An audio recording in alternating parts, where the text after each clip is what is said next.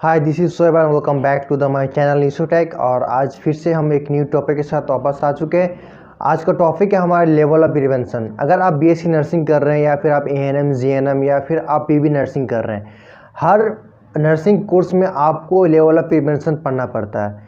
Subject में जैसे आपको नर्सिंग फाउंडेशन में पढ़ना पड़ेगा और फिर आप कम्युनिटी हेल्थ नर्सिंग में भी आपको लेवल ऑफ प्रिवेंशन पढ़ना पड़ेगा।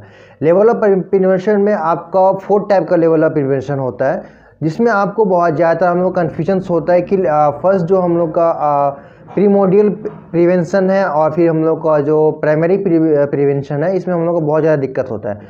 तो हम लोग वीडियो के आगे में बात करेंगे किस तरह से हम लोग आसानी से इसको समझ सकते हैं कि लेवल ऑफ प्रिवेंशन क्या है। तो चलिए चलते हम लोग सीधा अपने मेन वीडियो पे।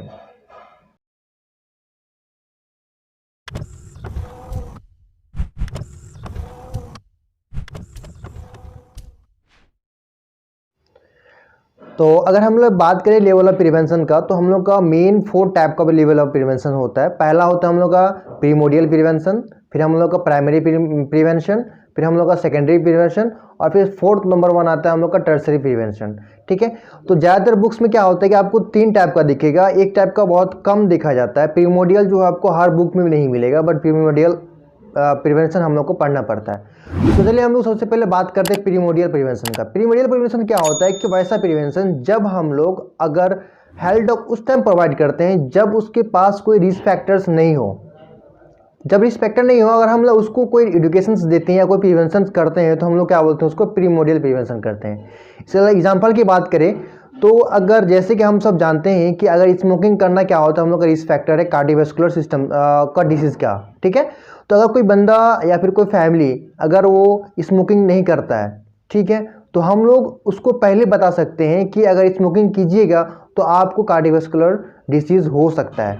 तो हम लोग क्या कर रहे हैं, उसके बाद वो स्मोकिंग कर नहीं रहा है, बट हम लोग उसको क्या कर रहे हैं, हेल्थ एजुकेशन प्रोवाइड कर रहे हैं। तो इसी को हम लोग क्या बोलते हैं, लेवल ऑफ प्रीमोडियल प्रिवेंशन। ठीक है, उसका नेक्स्ट एग्जांपल आपको देते हैं। जैसा कि अगर आप कोई फैमिली में जा रहे हैं, आप कम्युनिटी सेंटर में गए और कोई फैमिली में गए, उसमें हेल्थ एजुकेशन दे रहे हैं आप किसकी वजह से, ओबेस के बारे में। अगर कोई ऐसा फैमिली में चले गए जहाँ पे कोई भी बंदा ओबेसिटी में नहीं है, ओबेस नहीं है, हम लोग वहाँ पे जाकर उसको बता सकते हैं कि अगर आप अभी से हेल्थ को मेंटेन रखिए और आप ओबेसिटी में मत जाइए, ओबेस मत हो जाइए, मोटापा आपके पास नहीं आना चाहिए। इससे क्या होता है कि हम लोग को कार्डियोवैस्कुलर डिसीज़ हो सकता है या फिर डायबिटीज़ मेलिटस भी आपको हो सकता है। तो जब कोई किसी के पास या किसी फैमिली में कोई भी इंडिविजुअल को अगर आप उसको रिस्क फैक्टर्स नहीं है, जब हम लोग उसको हेल्थ एजुकेशन प्रोवाइड करते हैं, तो हम लोग उसी को क्या बोलते हैं, प्रीमोडियल प्रिवेंशन।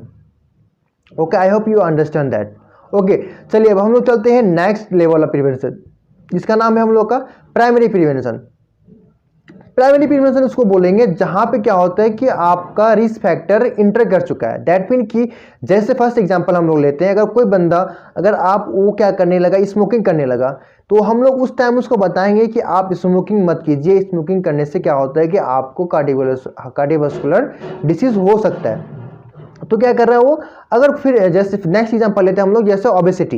अगर कोई बंदे के पास ओबेसिटी हो गया, वो मोटापा हो गया, तो हम उसको बोल सकते हैं कि आप डेली एक्सरसाइज कीजिए, अदरवाइज आपको क्या हो सकता है कि आपको डायबिटीज मेलिटस या फिर कार्डियोवैस्कुलर डिसीज होने के चांसेस बढ़ जाते हैं। तो हम लोग उस टाइम क्या करते हैं, जब रिस्क फैक्टर उसके बॉडी में एंटर कर चुका होता है, तभी हम लोग क्या करते हैं, प्राइमरी प्रिवेंशन करते हैं। तो उसी को हम लोग क्या बोल देंगे, प्राइमरी प्रिवेंशन।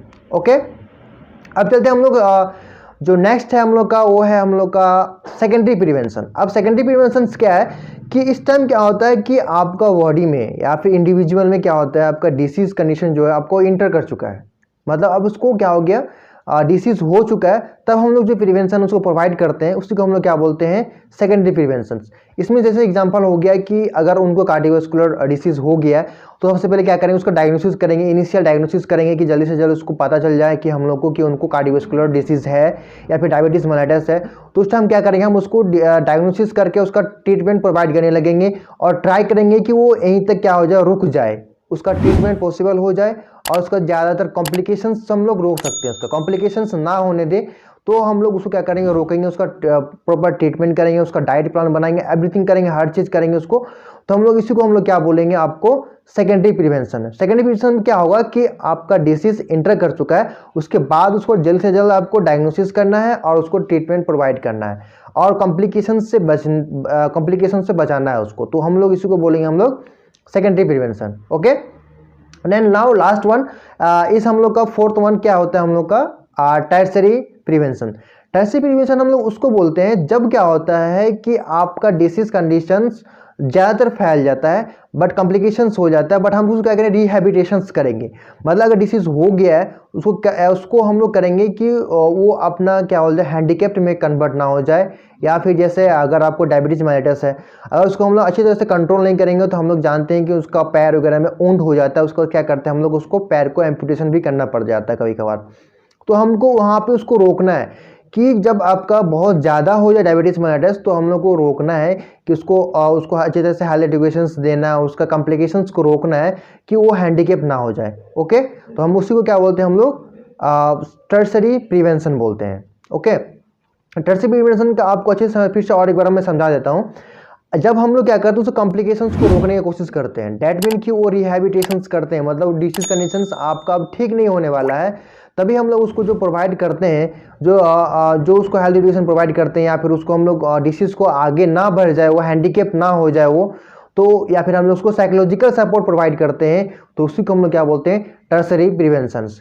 तो आई होप ये आपको समझ में आ गया होगा कि प्रीमोडियल प्रिवेंशंस क्या होता है आपका, फिर आपका प्राइमरी प्रिवेंशंस क्या होता है, फिर सेकेंडरी प्रिवेंशन क्या होता है, और last one is tertiary prevention क्या होता है। अगर आपको इसमें भी कोई भी कन्फ्यूजन्स है तो आप हमें कमेंट सेक्शन में बता सकते हैं, मैं उसको अच्छी तरीके से फिर से आपको डील कर दूंगा, या फिर आप डायरेक्टली मुझे अपना जो सोशल नेटवर्किंग है वहाँ पर डायरेक्टली डीएम कर सकते हैं, आपको मैं उस वहाँ पर भी आपको बता सकता हूँ। तो आज के लिए वीडियो यहीं पर, अगर आपको वीडियो पसंद आया होगा तो प्लीज़ वीडियो को लाइक कीजिएगा, शेयर कीजिएगा, सब्सक्राइब कीजिएगा। Thank you guys, have a good day.